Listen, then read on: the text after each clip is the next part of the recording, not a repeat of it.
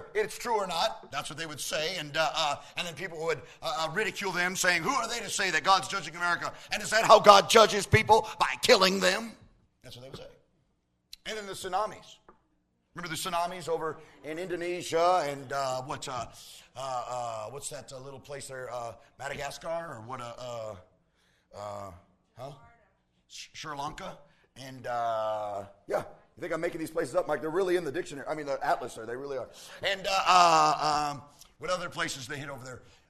India and Thailand.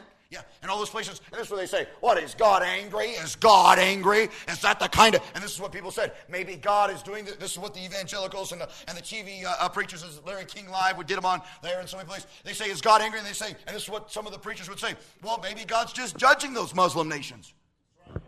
And we wouldn't be opposed to understanding that concept. God's done it before. But they say, is your God angry? Is your God angry? And then with the floods in Louisiana, with focusing on,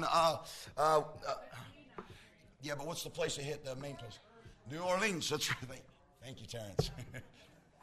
And with New Orleans and hitting New Orleans there, and it would be really, listen, it'd be really easy to say, see, God's and by the way, New Orleans could use a wash.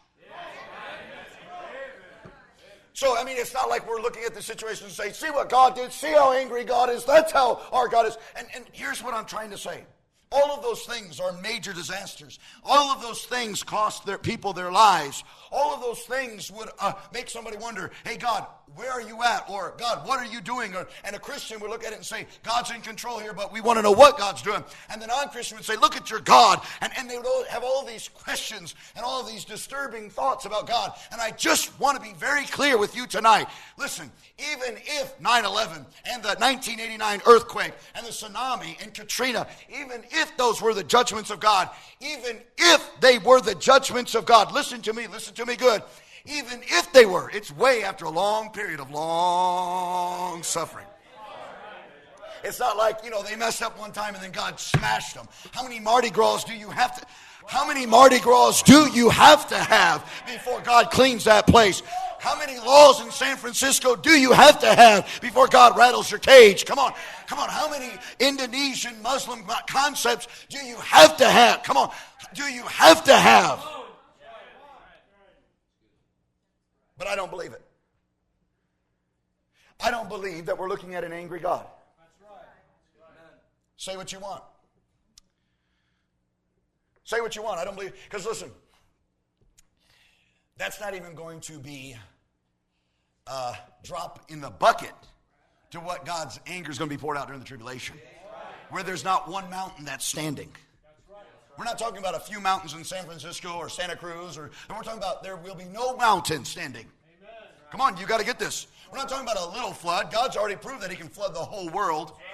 We're not talking about a little section. We're not talking about a dam breaking. We're not talking about somebody saying maybe man could have engineered it better. There's coming a time that God's going to be very clear with his judgment and very clear with his wrath and very clear with stirring up his anger. It's going to be a time that God's going to take care of that. So this is what I'm saying. There could be a Katrina every other week and still God's been good to us. There could be a 9/11 every other month and still God's been very patient with us. Come on. There can be a tsunami every other 2 weeks, and still God has been very merciful towards us. Somebody help me right there. That is very true. And it would be not enough to say every one of those things that I mentioned and many more, we deserve what we got, and it would not be out of the realm of what we deserve if they were more frequent or closer to home. With that said and done, I rest assured on the fact that we don't have an angry God because he woke up on the wrong side of the bed. Hello? The northern kingdom. Look, it says in verse number 1. In the 12th year of Ahaz, king of Judah, began Hoshea, the son of Elam, to reign in Samaria over Israel. Israel is the northern kingdom. Now listen, this is what we have to do. We have to do this groundwork. I'm sure we could be done here very swiftly and get the point across. Now listen. From Solomon, remember after Solomon the kingdom split? Because he didn't rule well at the end. From Solomon to 2 Kings chapter 17, where we're at right here, where God removes Israel Israel, the northern kingdoms, is 210 years. 210 years. Right? You got that? Okay. For 210 years, the nation of Israel has been split into two nations. Right? The northern kingdom and the southern kingdom. The northern kingdom represented 10 tribes, and the southern kingdom represented 2 tribes, what was normally called Judah. Remember that? Come on, you know this, right? Come on, stay tuned. You know that, right? There's the 10 tribes and the 2 tribes. Now, for 210 years, the nation of Israel has been split. And verse number 1 and 2, we see Hoshea. In verse number 3 and 4, we see that the heathen king Shalmaneser takes him.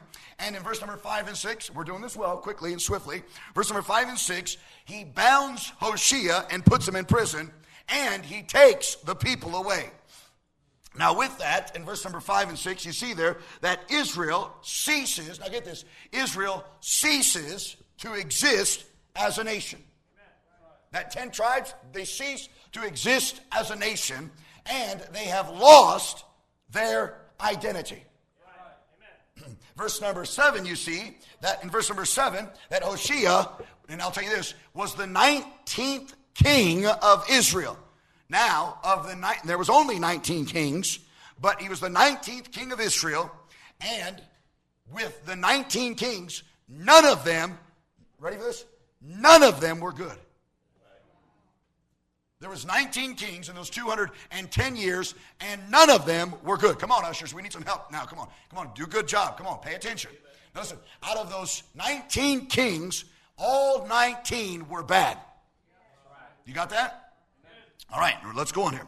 Now, the sin of Israel, look at verse number 7, the last part of it, is that they feared what? Other gods. Give me a break.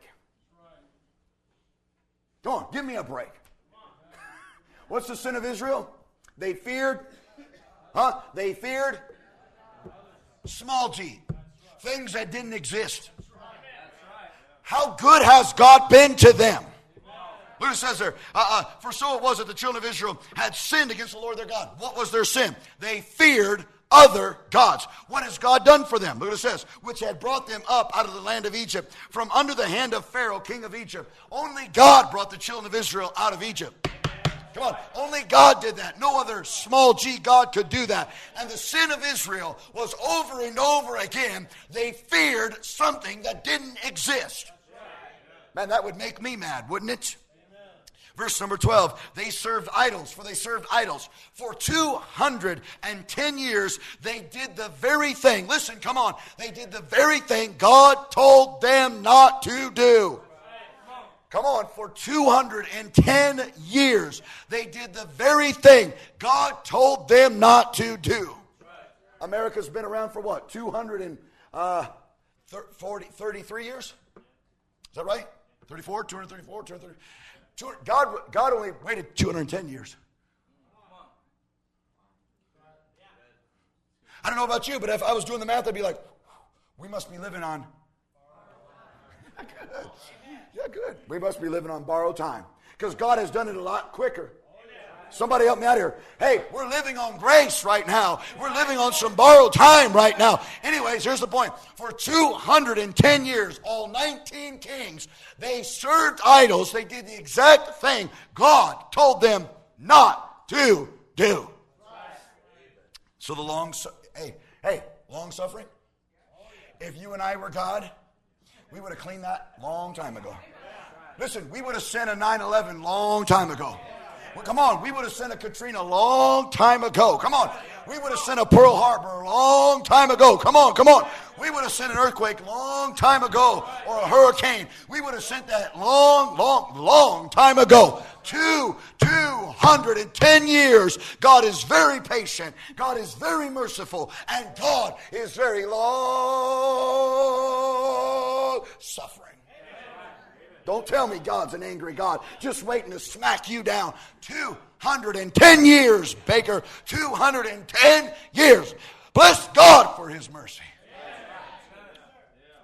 But even God knows when enough is enough. Look, it says in verse 18. Therefore the Lord was very angry. See, your God's an angry God. Well, if you pull a verse out of context, put it in its context and read the last part of verse 17. They provoked him to anger.